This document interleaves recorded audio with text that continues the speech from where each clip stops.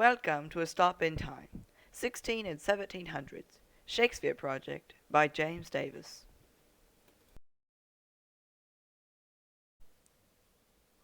London was a very prosperous place in Shakespeare's time.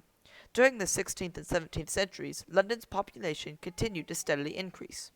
On average, over 10,000 people migrated to London per year. The main reason for this immigration was the average wage in London was over 50% higher than in other parts of England. England's main income came from selling wool. The wool exported from England made up over three-fourths of the shipments out of the country. Because of the demand for wool, sheep became more important than the people who raised them.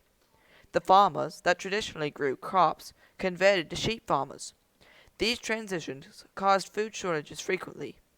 Because of this, Thomas More's Utopia once stated, "The sheep are eating the people."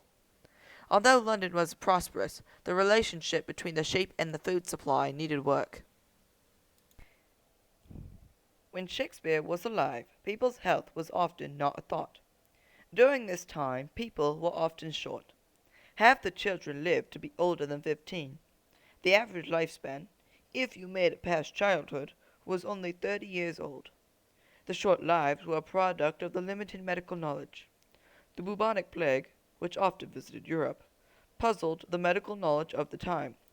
Doctors would prescribe an array of things.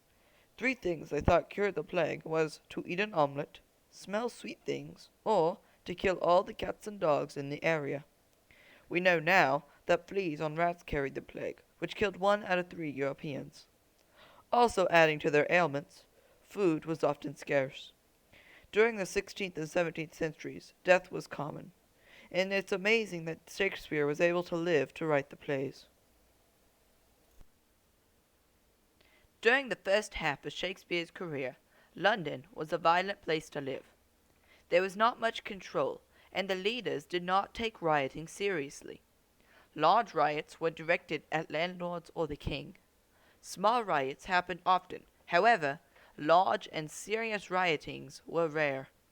The reason for this was because small riots were a mere misdemeanor, while large riots were considered treason. Despite this, larger riots did happen. The largest riot, known as Kent's Rebellion, had over 16,000 participants. Rioters would often go to jail. The leaders of rioters were tortured and executed by the guillotine.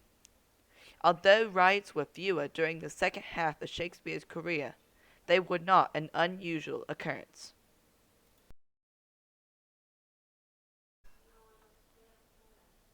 Going to plays was one pastime the people of Shakespeare's time would enjoy. At first, going to plays was not widely accepted. The Lord of London did not approve of plays, because riots often erupted from large groups of people joined together.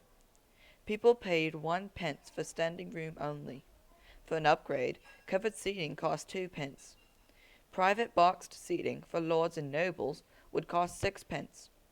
This is equivalent to a full day's wage. Nobility not only came to watch the play, but to be seen in public settings. Going to plays was one form of entertainment the people loved. Thank you for watching. Please give a round of applause for our spectacular actors.